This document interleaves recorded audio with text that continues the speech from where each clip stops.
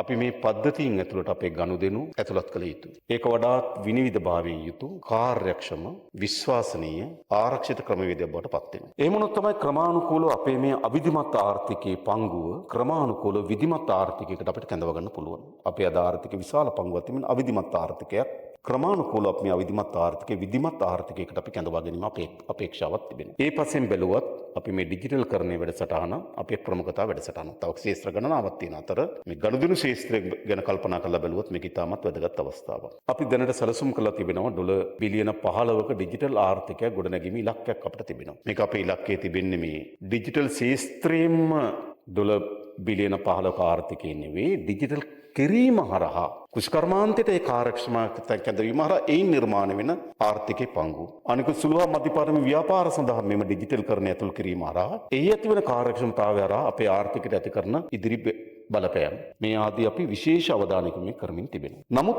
තාමත් අපි විධිමත්ව මේක ප්‍රචලිත කරන්න අසමත් වී තිබෙනවා. ඒක තමයි ප්‍රධාන ප්‍රශ්නය. හැබැයි අපේ සංස්කෘතිය බැලුවොත් අපි මේ ගනුදෙනුත් එක්ක ඉතාමත් සමීප සංස්කෘතියක් අපිට තිබෙනවා. විශේෂයෙන් බැංකුත් එක්ක. දරුවා ඉපදෙනකොටම බැංකු පොතක් ආරම්භ කරන එක සංස්කෘතියේ කොටසක් වෙලා තිබෙනවා. සිංහල හින්දු අලුත් අවුරුද්දේදී විශේෂයෙන්ම ගත්තොත් ගනුදෙනුව නැකතට සිද්ධ වෙමින් තිබෙනවා. ඒ නිසා මේ ගනුදෙනුව මේ තැන්පත් මේ බැංකු පද්ධතින් අතර ඉතාමත් දියුණු සංස්කෘතියක් සහ බැඳීමක් අපේ ජනපජාව තුළ තිබෙනවා. හැබැයි අපි අසමත් වී තිබෙන මොකද මේ බැඳීම පැරණි කඩදාසියේ පොතේ සිට නව පද්ධතින් දක්වා පරිවර්තනය කිරීම සඳහා අපි අසමත් වෙලා තිබෙනවා. අසමත් වූ අපිට අවශ්‍ය ප්‍රමාණයෙන් අපි ගොඩනගා ගැනීම සඳහා හැකියාව ලැබිලා නැහැ. මේක තමයි දැන් අපි හමු තියෙන අභියෝගය. අපි උත්සාහ කරන්නේ මොකද්ද? මෙවැනි සංස්කෘතියක් තියෙන ජනපජාවක් තුළට කොහොමද මේ නව ගෙවීම් පද්ධතියෙන් අපි ගෙන යන්නේ කියන එක තමයි අපේ ප්‍රධාන අභිලාෂය. ඒක මම හිතන ප්‍රධාන වශයෙන් ගත්තොත් අපේ මාධ්‍ය ප්‍රචාරණ සමාජීය අවදි කිරීමේ පුළුල් වැඩසටහනක් අවශ්‍යයි. දැන් QR කේතේ කිව්වොත් ඔළුවට එන්නේ කොහොමද? QR කේතේ කිව්වොත් ඔළුවට එන්නේ ඉන්ධන සීමා කිරීම සඳහා තිබෙන මෙවලම.